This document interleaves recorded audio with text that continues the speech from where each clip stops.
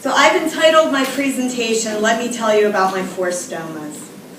While I do plan to tell you about my almost 30-year odyssey with Crohn's disease, colorectal cancer, and ostomies, I hope to convey something much more than that to you here today.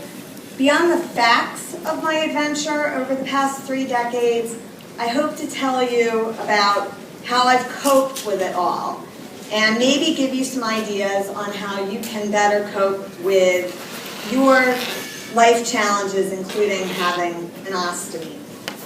Without ruining the big point of this presentation, I want to tell you the single biggest factor in how I've been able to cope. It's one word: humor.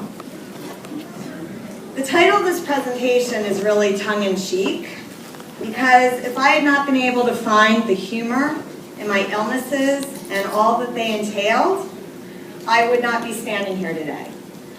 Probably because I'd still be crying in my bed, feeling sorry for myself, wishing I could crawl under a rock or something. So let me step back a minute and tell you about how I was invited to come here today. My mom, like most moms, is a big fan of her daughter. She lives in Riderwood, a retirement community not too far from here, and Riderwood had a health fair. Sue Risby, who is on the board, had a booth set up with information about the Metro Maryland Ostomy Association. My mom, who by the way is not an ostomate, but she walked up to this booth anyway, apparently did a really good job selling Sue on me, because before I knew it, Sue had called me on the phone and she said she thought I would be a great speaker for one of your meetings. I was like, really? Me? I thought, what did I possibly have to offer you? I'm not a health professional, nor do I work in a field relevant to ostomates. I'm just another patient, like all of you. So at first I was really reluctant to come here and speak with you today, but I thought about it a lot and decided that I did have some things that I wanted to say to a group of people attending a support group for ostomies, for ostomates. Hopefully these are things that will help you or you may find inspiring. I know that I found certain people very inspirational when I was trying to cope with some of the darkest days of my life. One person you may have heard of her is Brenda Elsiger. She is an ostomate who was diagnosed with colorectal cancer at a relatively young age, just like me. I read her first book when I had just come home from having surgery for my second stoma. It is entitled, If the Battle is Over, Why Am I Still in Uniform? And the subtitle is Humor as a Survival Tactic to Combat Cancer. Brenda actually ended up becoming a stand-up comic and has written other books as well on having an ostomy. If you haven't read her work, I highly recommend it. You can find her books on Amazon. Anyway, she was my inspiration to start looking for humor in my dire situation, and eventually to start writing a blog premised on the idea of thinking about and conveying to other people stories about my cancer treatment with humor. So, referring you all to the outline, which I think you received when you came in, the breakdown of the presentation will be as follows. First, I will ask you a little bit about you. Second, I will tell you all about me as concisely as I can tell you about 30 years and 20 minutes or so. Then I will tell you what I have learned over the past 30 years about coping with illness and ostomies. And finally, I will be happy to answer any questions or almost any questions you may have for me. So let's start with questions for you. Basically, I just want to know whom I'm speaking with today so I can better have a conversation with you. Can you please tell me by a show of hands if you have had an ostomy for less than a year? Okay. So we have a couple.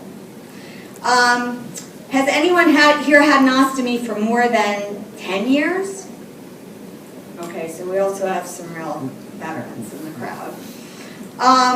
What about the reason for the ostomy? Do we have any Crohn's disease patients here today, like me? Just one? Okay. What about ulcerative colitis patients? Okay. So if you had ulcerative colitis and you now have an ostomy, my understanding is you're cured, right? So that's great. I'm really glad to hear that.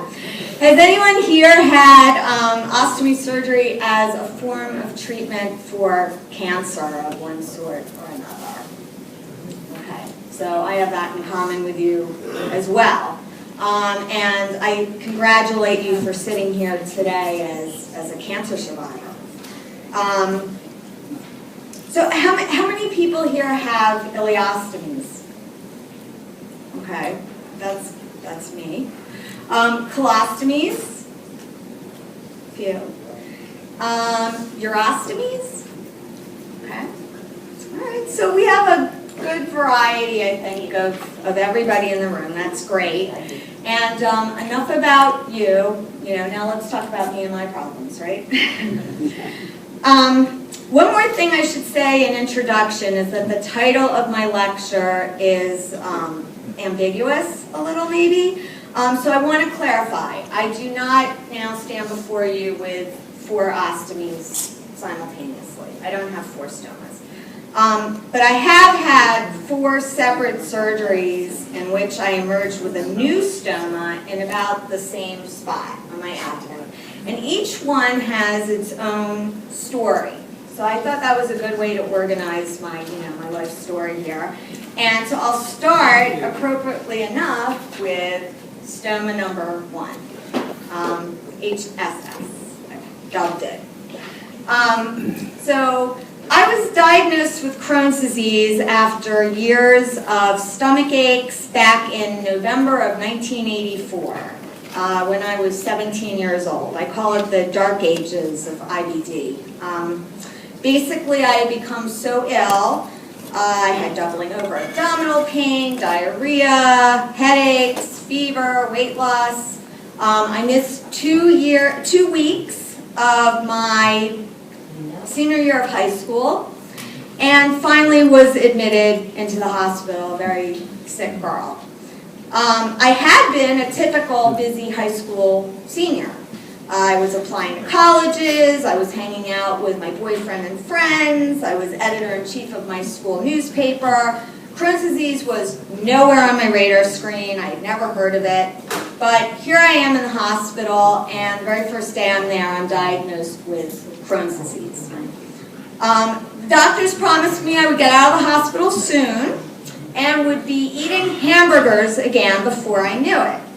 For some reason, this sticks out in my memory.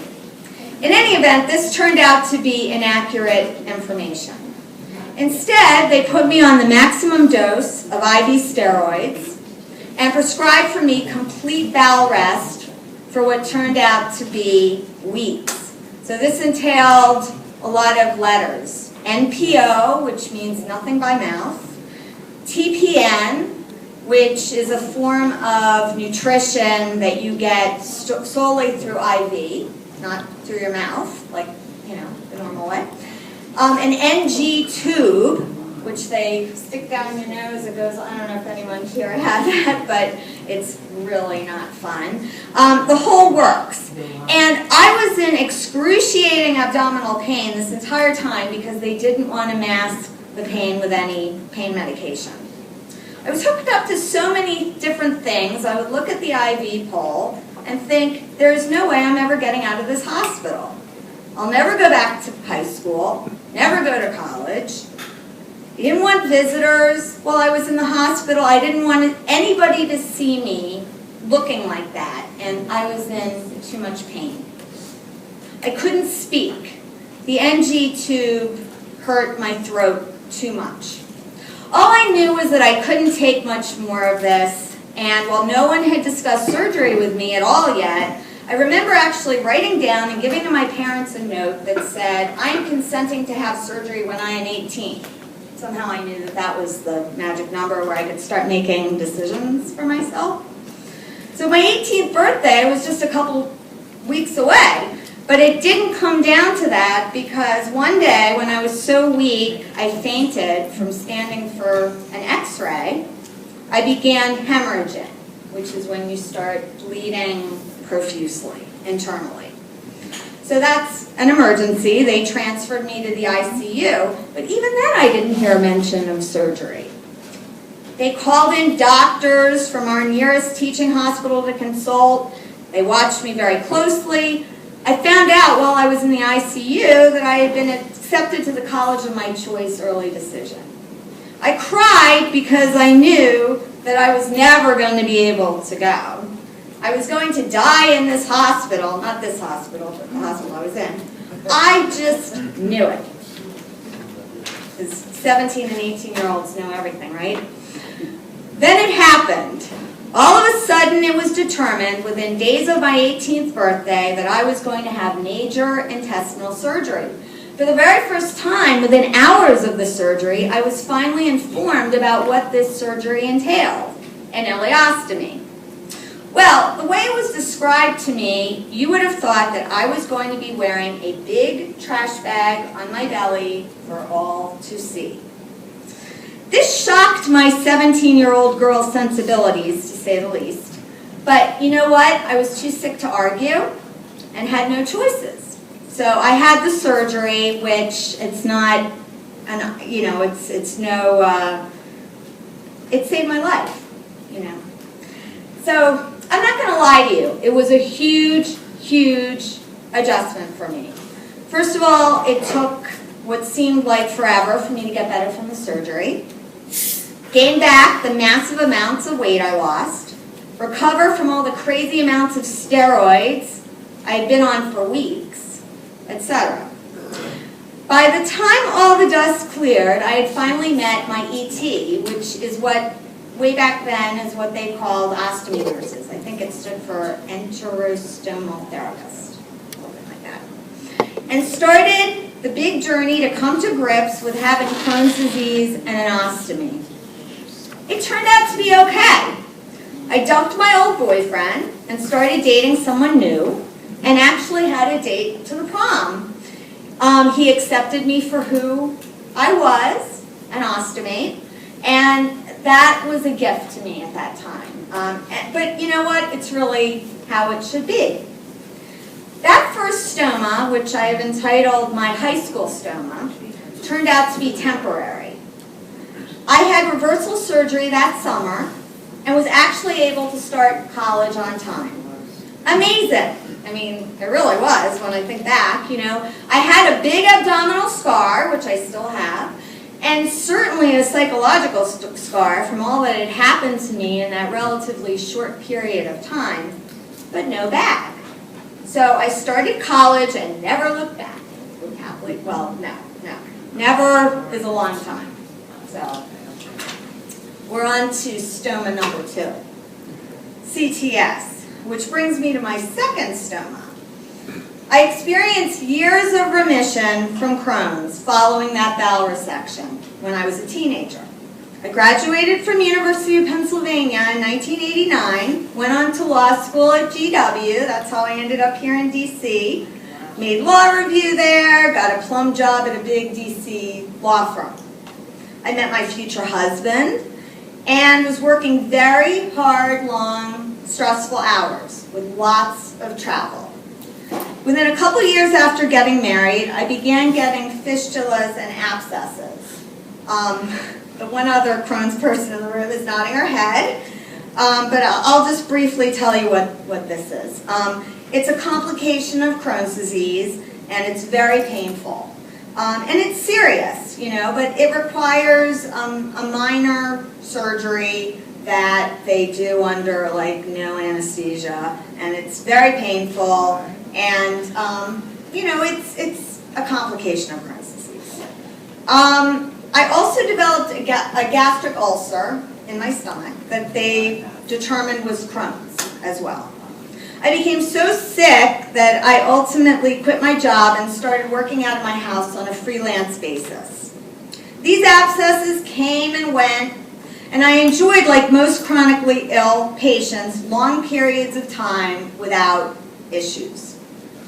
During these times, I somehow managed to have 2 children, Jason and Stephanie, who are the loves and joy of my life. So far, so good. But then things got really bad with the fistulas and abscesses, and I needed to go on very strong immunosuppressive drugs.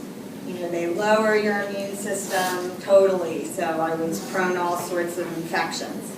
But even those drugs didn't ultimately do the trick, and in June 2009, I had the rug ripped out from under me and learned that a cancerous tumor had developed in one of my fistula tracts.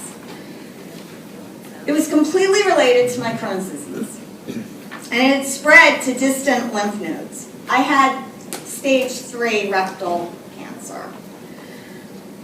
It was so low down in my bowel, there was no question at all that I needed a permanent ileostomy.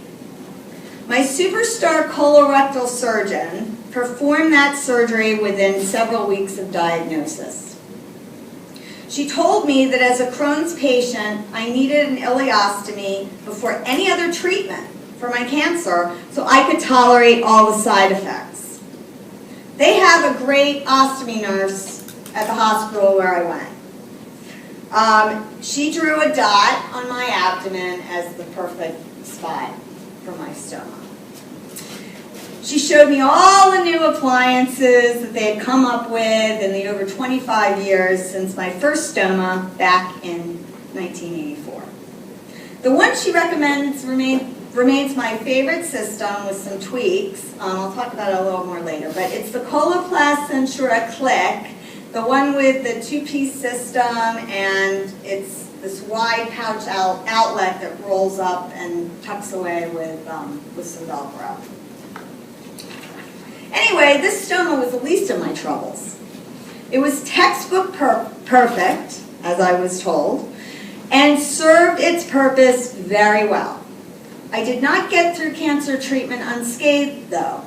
By February 2010, after 31 radiation treatments and a second surgery to actually remove any remaining rectum that I had, when I was several months into chemotherapy, I discovered that I could not eat anything, like anything. I was having chronic, well, we actually didn't know what it was at the time. We thought maybe it was related to the chemo. My weight dropped to about 76 pounds, and I was so weak that I couldn't even sit up straight. So for the second time in my 43 years, I was put on TPN for all my nutritional needs. So I mentioned TPN earlier. They do it either through a port or through a PICC line. By the time I finished chemo in July 2010, I was completely 100% cancer-free, I'm happy to say, and ready to celebrate surviving cancer. Thank you. But not so fast. So that brings me to stoma number 3, which is WWS. It's been my least favorite stoma by far, and you'll soon understand why. So it turns out that it wasn't just the chemo that had kept me from eating solid food. Even after the chemo ended, I still couldn't eat anything without nausea and vomiting. Nobody could figure out why, although there were various theories.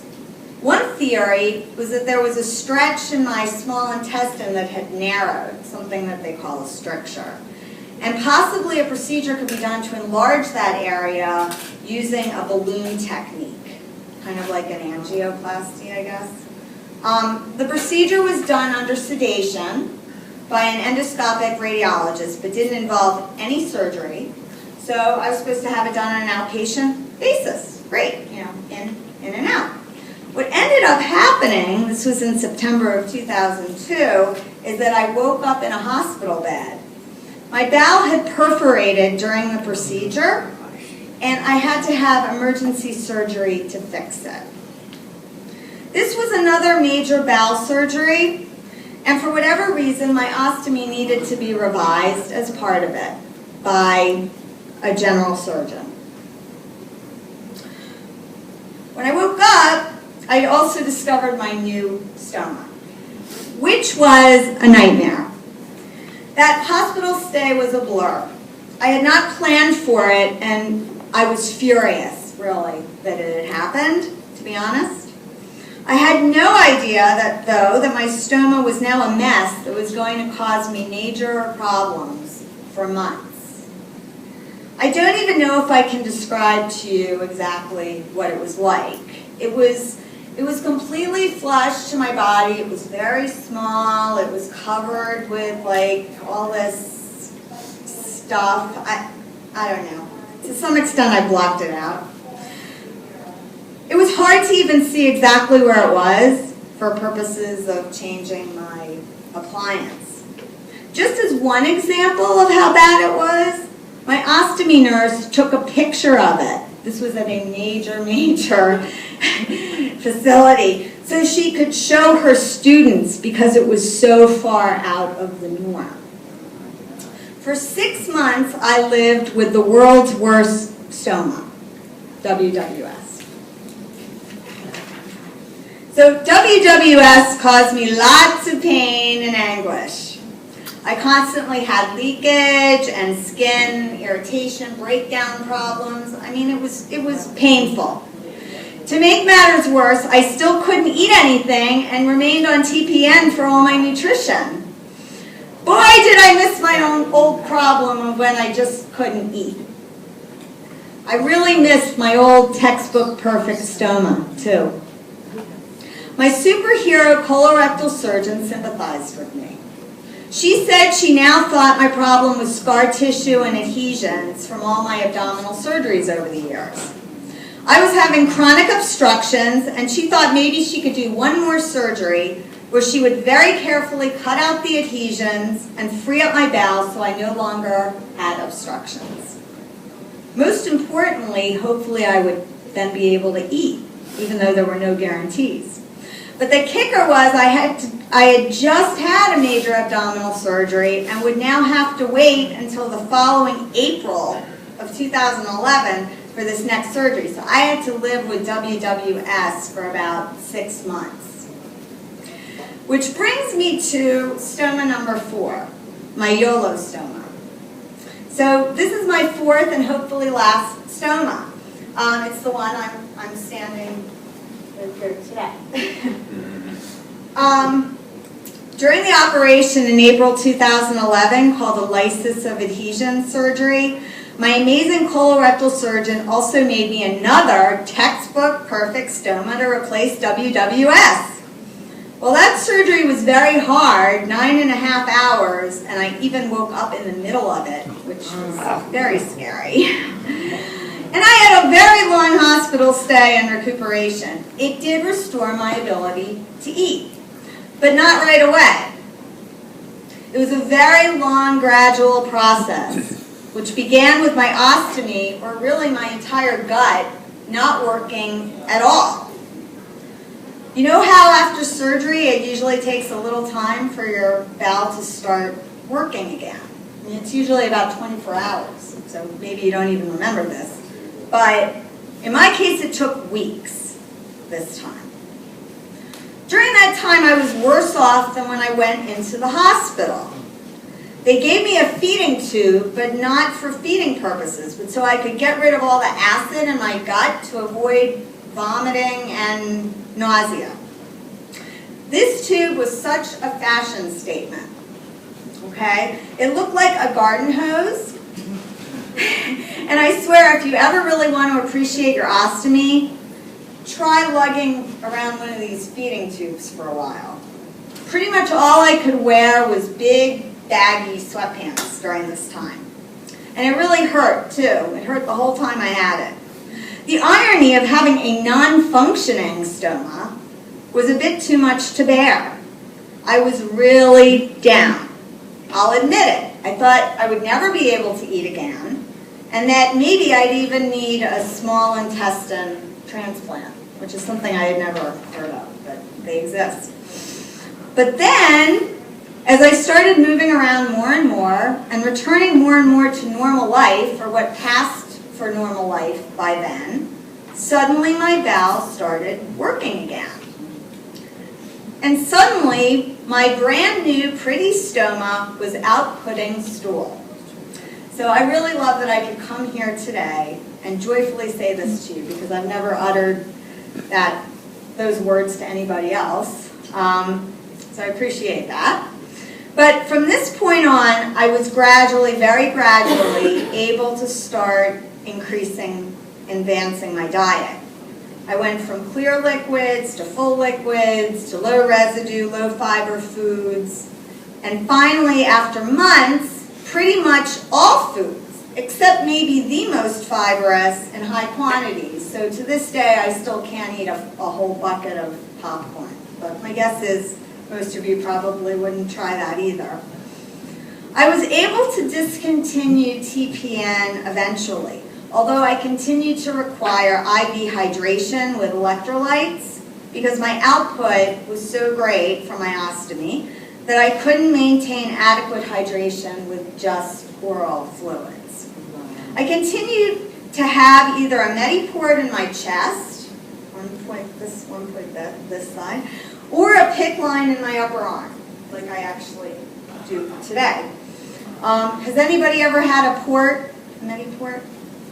Nobody. Okay. It puts you at an increased risk of these scary, life-threatening blood infections called sepsis. And I actually had 2 of those infections and a 3rd close call. I had to go to the ER in an ambulance and ended up in the ICU with dangerously low blood pressure and a fever of over 104 degrees. It seemed like I would always need one of these devices for the rest of my life because I needed hydration via IV every single day. Finally, though, they started weaning me down from the IV hydration. My output had settled down, finally, and I didn't have as much diarrhea. I just continued IV hydration a couple days ago, coincidentally. And if all goes well, this PICC line will be removed in about a month.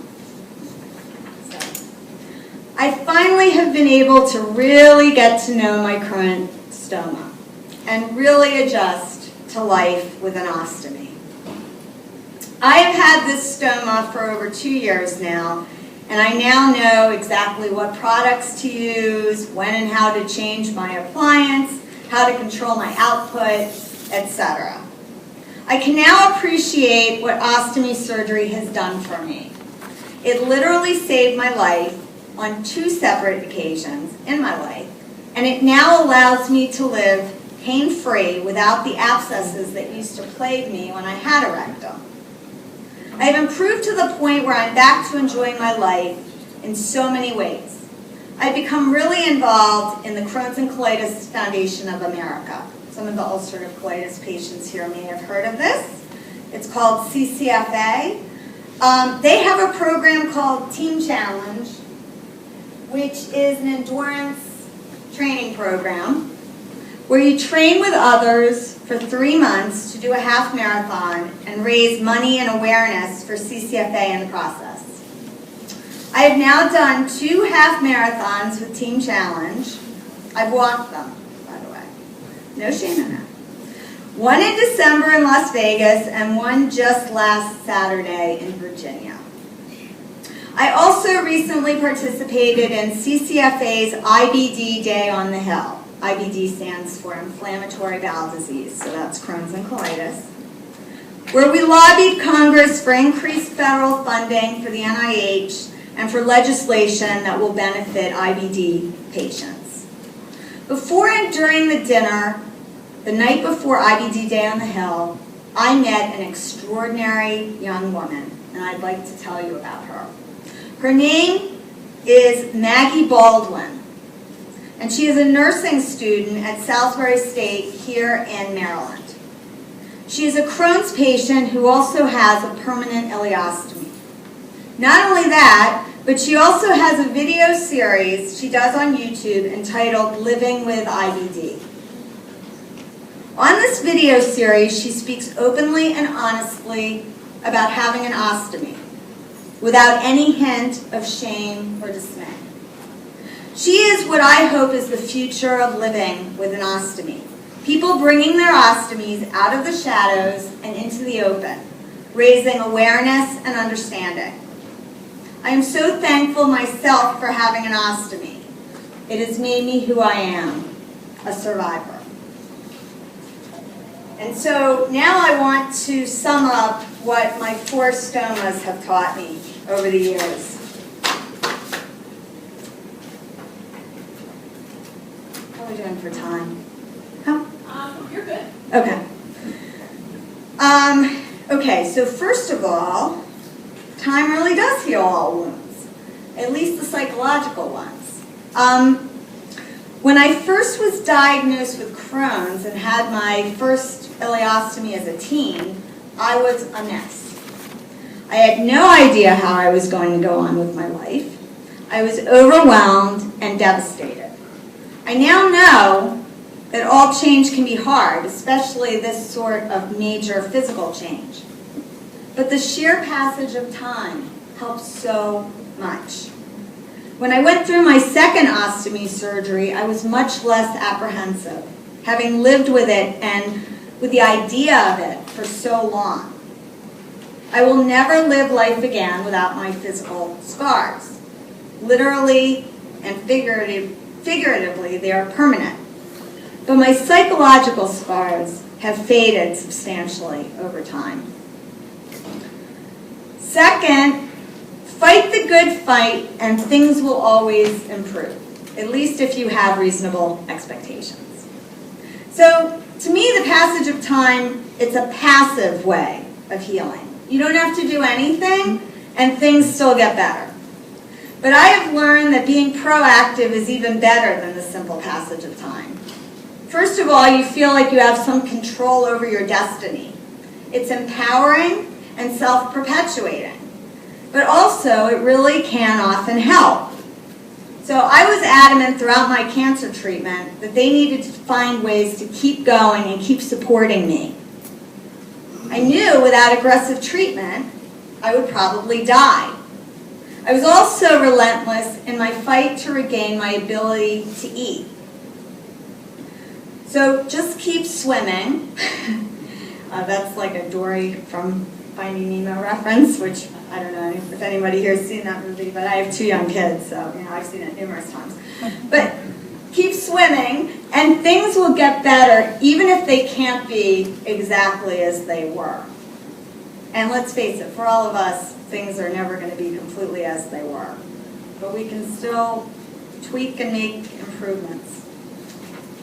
Third, support in any form is better than going it alone. When I was first diagnosed with Crohn's disease, it was an isolating experience. I didn't want anyone to know I was sick, and I certainly didn't want anyone to know I had an ostomy. But after my cancer diagnosis, I was forced to be more open because I needed lots of help from family and friends. The support I received helped me so much that I realized I needed to be more open about other things as well. You have made a huge step in getting the support you need by coming to these meetings. Every patient, though, needs to decide for him or herself what form of support works the best. Sometimes it's one friend or one family member, or even an online support group. So I think it's important to stay connected to other people and get support, but I don't think it's a one-size-fits-all sort of thing. Fourth, honesty may be the best policy, but you are in charge of your message. So this is a corollary to getting support. You have to be honest or you're not going to get the support that you really need. However, you are in control of what you say and how much you reveal. You can do it in your own time. You can control who you tell and when. To this day, I have not been completely open with some people, many people actually, about my ostomy surgery. Maybe I've told them about other aspects of my health issues though, and I may tell them eventually, but I get to decide when that happens. So here's a personal example. I'm here today only because I'm ready to be more open publicly about my ostomy. And I have to say that nursing student Maggie Baldwin, the one I just mentioned, she has been a huge inspiration to me in this regard. Fifth, self-talk is even more important than hearing what others have to say. So it's partly a matter of time and partly a matter of personality, I think. But in any event, what we say to ourselves about our challenges is immensely important. So when I first learned about the Crohn's and my ostomy, I had very negative thoughts. Who will love me now? Will I ever be able to accomplish anything after what has happened to me? No matter that a helpful nurse, helpful in quotes, tried to tell me at the time, it could be a lot worse, you could have leukemia. No matter that I'm standing here today trying to give you guys advice. You have to be ready to take in these messages and really believe them to be true. More important, you have to generate themselves, maybe even regularly, many times in a day. I hated that nurse when she said that to me, standing there as healthy as could be while I lay there suffering. But now I regularly tell myself that things could be worse. I then feel better because I'm telling it to myself, and I really believe it. So if you struggle with this over a long period of time, I recommend seeing someone, a professional, a psychologist or a therapist who can help you gain the tools. And I can tell you that psychiatric medicine can also be very useful. So, sixth, raise awareness or at least remain aware. This one is about empowerment or the sense that you're part of something bigger than just yourself. 5 minutes? Okay.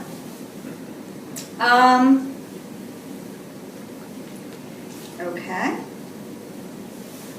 So it can be a nice change of pace from being inwardly focused, as we all are, when we're sick or distraught. I've gained so much from Team Challenge. It has made me a better person by what I've been able to do for so many other people through raising awareness. By helping others, you help yourself too in the process. It's through raising awareness that it will become even easier to live life as an ostomy. For example, the Restroom Access Act passed recently in Maryland. Do you all know about that act? Okay. Well, it's basically in October, you can go into any business in Maryland. I think they have to have over a certain number of employees. But even if they don't have a restroom that's open to the public, if you present a card that you get from the Department of Health and Hygiene, I believe, I think that's what it's called, they cannot deny you access to a bathroom. And it specifically in the law talks about people with ostomies. So, that's going to make all of our lives easier. And through having that law in place, we're going to be able to then use that to educate people and the public about, about having an ostomy. So it's an opportunity. Seventh, enjoy life. Or as my 11-year-old daughter would say, YOLO, you only live once. That's the name of my current stoma. Having an ostomy has given you a gift. It has made you a healthier person who can probably do a lot more than you could before the surgery. Try to make the most of your newly acquired good health. Do the things you have always enjoyed doing. Learn some new things. I never in a million years thought I could do a half marathon. By the way, I never ran even before I had an ostomy, so it has nothing to do with the ostomy. But, now I've done 2 half marathons, and any exercise you can do is an efficient way to spend your time. I love yoga and walking personally. To me, it helps the mind, the body, and the spirit all at the same time. It reduces stress, and studies show it's a great method for staying healthy. Finally, and above all, keep or get a sense of humor. This lesson is one with which I began my presentation. It remains my favorite. It has so much to do with all the other lessons, like self-talk, honesty, getting support, and even enjoying life. So after I read Brenda Elseger's book about humor as a survival tactic to combat cancer, I was inspired. I had always enjoyed writing, and I was amazed by her positive outlook and willingness to be so open about her cancer and surgery. My neighbors started a network for me online so people could sign up to help during my cancer treatment by bringing meals, etc. The website also had a section for messages, and I had promised to keep people updated about my status. So one day I decided to start my own blog for the 100+ people who had signed up to help me and my family on this website called Lots of Helping Hands. I was in control of the message and the people who had access to it. So it was an extraordinary tool for me to process all the bad stuff that was happening to me and find the humor in it and then tell other people about it. I got so much positive feedback from my blog. People loved and appreciated that I could be so strong and upbeat. It was self-perpetuating and made me feel even stronger emotionally and psychologically. There's a study that says when depressed people force themselves to smile, they become less depressed. And I think this blog was an example of that. So I had hoped to read you one of my blog entries, but we don't have time, right? You can just do it quickly if you want. And then we can go to questions if you're okay. And then we'll go to questions. Because you see my recommendations for products and stuff. I think I gave you a lot of detail on that. I have some of the things here if you want to take a look afterwards. So let's see if I have a fairly short one. I'll do me and my shadow. Okay. This was March 24, 2010, in the middle of my cancer treatment. Well, folks, I could make this blog entry all about the hell I went through since my last chemo treatment, which was almost 3 weeks ago. I could tell you about the trip to the ER because my glucose level was dangerously low, the unrelenting GI symptoms, or even the weekend I spent sleeping, in part because I had been so sleep deprived, and in part because we later found out that I have quacking pneumonia. No, why talk about all these things when I can tell you all about life with TPN? It's much more interesting and not as depressing as the past few weeks. Life with TPN is on almost every level great. I get 100% nutrition from one bag of white liquid. It goes directly into the same port used for chemo. It is helping me gain back a little weight, and it takes the pressure off of me to eat when I would otherwise have difficulty doing so. So what's the downside? Because there's always a downside to every cancer treatment. Without asking him, I can guarantee that Michael, who is my husband, would say the worst part of the whole deal is preparing the new bag and switching it with the old. I would have to agree that this is one of the downsides. It is a process that has to be done under sterile conditions. Multivitamins and antacids have to be added to the bag via a syringe with a needle, which isn't as easy as it sounds. The piggy has to be primed. Seriously, this is what they call preparing the tubing by eliminating all air. The bag must be massaged. The new bag has to be attached with about 10 Velcro enclosures in that backpack that still confuse me. And I have to be prepared too by flushing the line to my port with saline. And this is done every 24 hours. I agree with Michael that this is a big pain in the you-know-what. However, I must say that for me, the worst pain is dealing with my shadow. What's my shadow, you may be asking? It is the enormous, heavy, black backpack that contains that bag of nutrients. Now, it does lighten over time as the pump empties its contents into me, but still, I'm attaching that bag constantly for 24 hours except I'm attached to that bag constantly for 24 hours except the moment we change to the next bag. The incessant maneuvering around with a heavy shadow sucks, if I'm being honest. My shadow is almost half my height and is heavier than the dumbbells I used to use at the gym. Also, it is very needy in that it insists on following me wherever I go. If I forget for a second that it is there and walk away without it, it reminds me very quickly. I've taken to call my shadow Trixie. Don't ask why, it was just the first name that came to me. I just thought of another positive. It is great exercise lugging it around, and even better, up and down the stairs. Anyway, some good news. I found out yesterday that I can, starting today, take a 4-hour break from TPN and Trixie, my shadow, before changing bags. I still get the same nutrition, it's just pumped into me faster. Freedom for 4 hours. Now I have to decide which of the multitude of things I can and should do during that time. Blogging is not one of them.